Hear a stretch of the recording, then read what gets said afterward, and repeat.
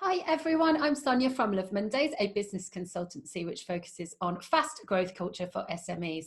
I'm here to talk to you today about the big brand secrets, big brand business secrets, and how you can use their strategies to actually grow your business. So today I'm going to be talking about Starbucks, and this is really for anyone who maybe has a physical store and is looking to grow their business more than just having people coming into the physical store. So we're going to talk about a couple of things. One is systemization. Two is building partnerships, and I'll show you how Starbucks have done this. So if I just share my screen and we have a look at the Starbucks website, you will actually see here that Starbucks, even the size that they are as an international business and brand, they don't actually have an e-commerce website. You might be thinking that that's really interesting because surely they must be missing out on sales. However, I will come onto this a little bit later. As soon as you land on the homepage, they're doing two things. One, they've kept their website updated. They've got new products on offer, which is obviously Christmas. So and the call to action is find your nearest store. And two, it's signing up for Starbucks rewards. This does two things. It obviously gets people into the store and ensures people come back, brand loyalty. But two, they can also track what you're doing. They can offer you different offers, send you things to entice you back, maybe things on your birthday, anything like that. So they've got an app which tracks their customers, gets to know their customers, and sends them bespoke offers to kind of entice them back into store. There's really not a lot to say on the website as such. Everything on here is really driving people to the shop. So they can log on to Starbucks online and view the full menu. They can look at the nutrition and allergen information, and they can sign up to rewards and then obviously find a store. So everything on here is really driving people obviously to go to store.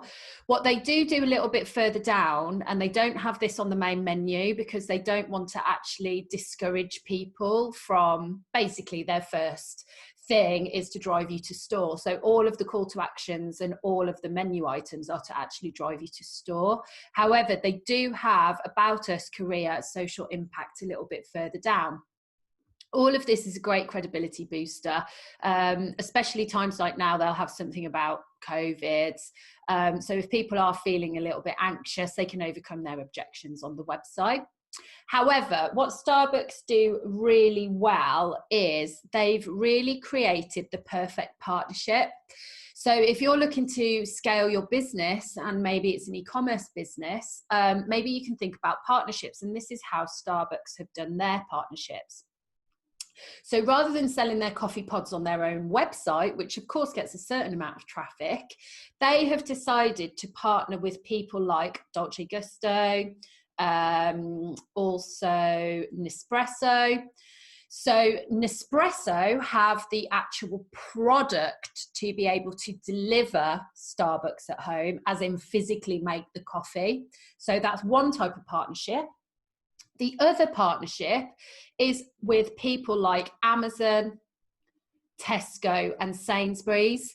They have got the actual client base and the e-commerce, the customer base and the actual physical stores and e-commerce platforms for Starbucks to be able to sell just millions and millions and millions.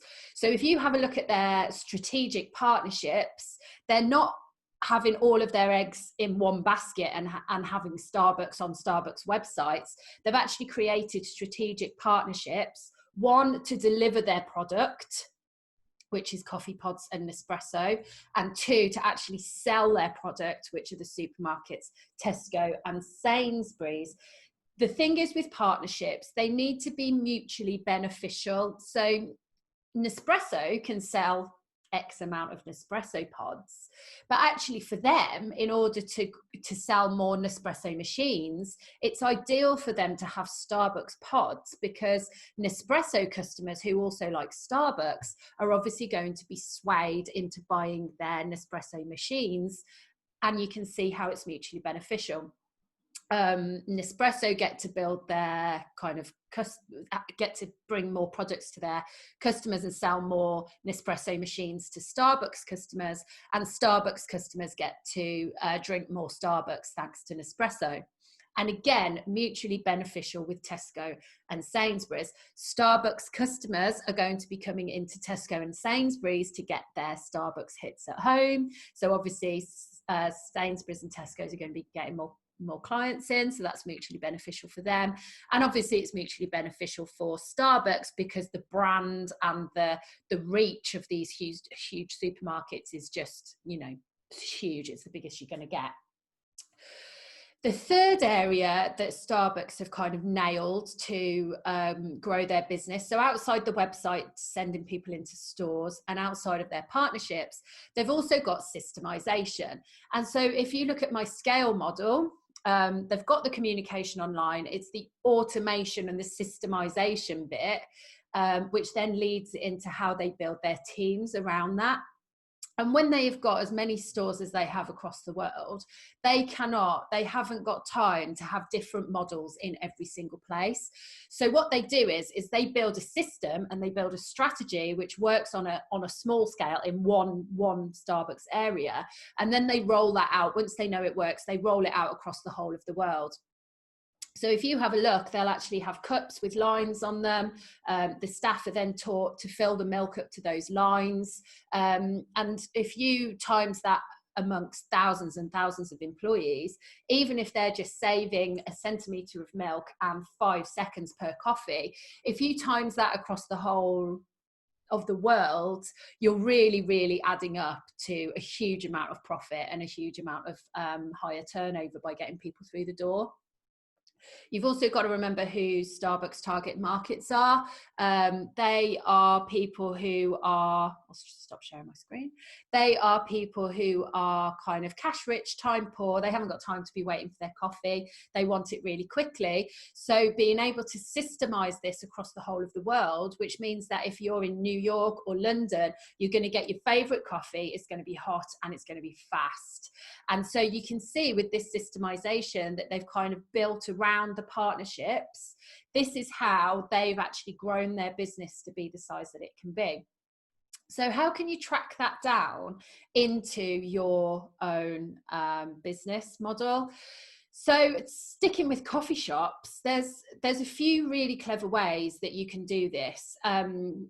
Partnering with a roastery, that's one really good thing, because obviously you're using their coffee and their client base will obviously come to you. You know, the fans of their coffee will come to you every time they want to have a coffee. So that's you know, a mutually beneficial partnership. Systemization. Don't think that when you get really full in one location, it's better to pack more people into one location. It isn't. Starbucks could happily have an industrial warehouse size coffee shop in the city centre. They don't. They have 3 or 4 smaller coffee shops that they then open another one down the road. And I heard somewhere that you're never in a city, you're never more than 500 meters away from a Starbucks or something like that, which is just completely, or half a mile. It's just completely crazy. They don't open one big one. They open lots of tiny little ones. So if you've got some kind of physical store, whether that be cafe, coffee shop, even retail unit, it really doesn't serve you to have these huge kind of warehouse size offices, and it really doesn't serve you to extend onto the retail units. It actually would work out better if you had lots of small ones. You make the first one work and you systemize everything, and then you roll it out into different locations. And again, if you look at people like Boston Tea Party, they've done the same thing. Costa, they've done the same thing. So you can see how this model of systemization in store, so that your staff members can also move from location to location, and it's exactly the same. Your customers can move from location to location and their coffee is exactly the same. So once you've got this, you roll that out over different locations, and kind of grow that way with your strategic partnerships. So Hopefully that's kind of given you a little bit to think about. A couple of other ideas that we've done when working with kind of coffee shops or that kind of model is, for instance, if you need to grow your morning trade, you could always put a Facebook ad out there which says, show us this ad, you can jump the queue and you won't be late for work.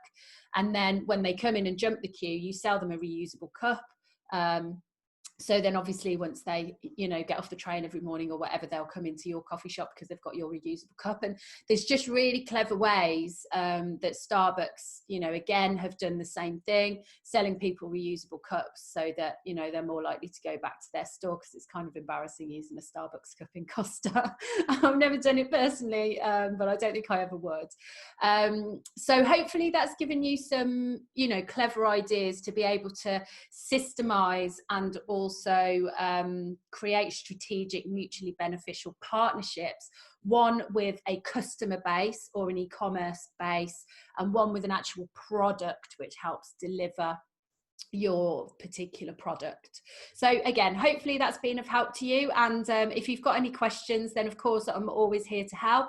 I will drop a couple of links just below in the notes, because I do these website and business overviews for any type of business really, for you. I think it's just £27 or something like that, and I'll actually send you a recorded video, and there's a few other things, free business growth course and some other links that I'll put through. So again, my name's Sonia, and if you've got any questions, please don't hesitate to get in touch. Bye.